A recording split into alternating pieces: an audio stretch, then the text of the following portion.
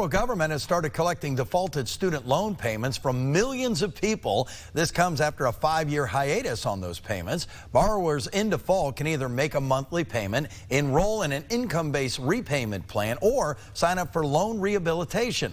The Education Department also says it plans to garnish wages by the summer.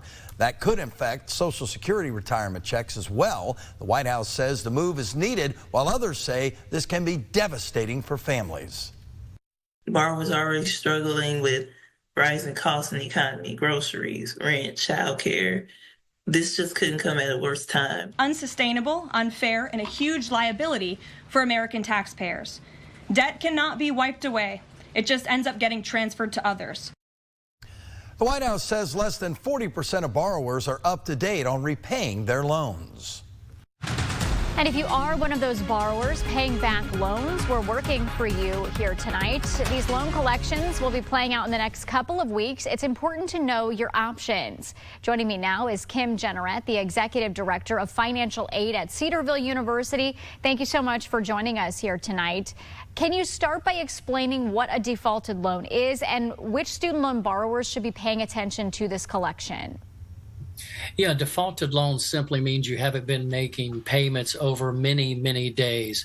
Once you reach 90 days of not making your loan payments, you are what's called delinquent on your repayment.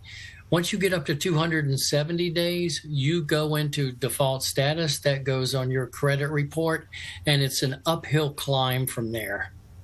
So if someone has been alerted that their loan payments are restarting, what are their options?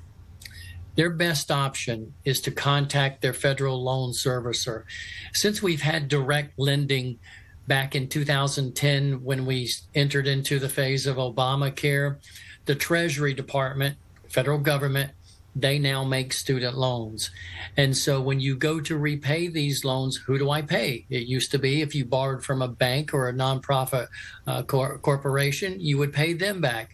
With the federal government, you pay back an assigned federal loan servicer. There have been many federal loan services over the past 15 years, and your best bet is, if you're in that situation, to contact your federal loan servicer, because they are wanting to work with you to discuss your financial situation, your picture, and see what they can do to help you to make these payments.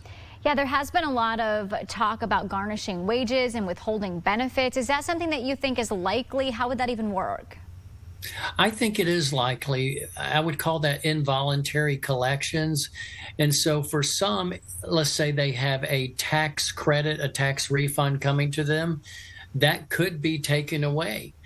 For some who maybe work for a federal employer, they could have part of their salary taken away. And eventually, after about 30 days from this May 5th date, which was this past Monday, when the department began collecting, if you would, you could have your wages garnished from the federal government. They will just go in, work with your employer, and they will take part of your pay. I do think it's something that could happen. Historically, it's happened for many, many years. It's just now after COVID and the student loan pause, and now finally students are having to repay their loans. Now we're hearing more about it. About 30 seconds left. Are there any resources out there for student loan borrowers who are struggling? There is a resource. You can work with a debt resolution. The Department of Ed has set up a website where students can go to myed.com. But your best bet, work with that federal loan servicer. They have your information, and from there they can work with you. All right, be sure to reach out to that person if you are one of those loan borrowers. Jenerette, the Executive Director of Financial Aid at Cedarville University, thank you so much for joining us. My pleasure. Thank you.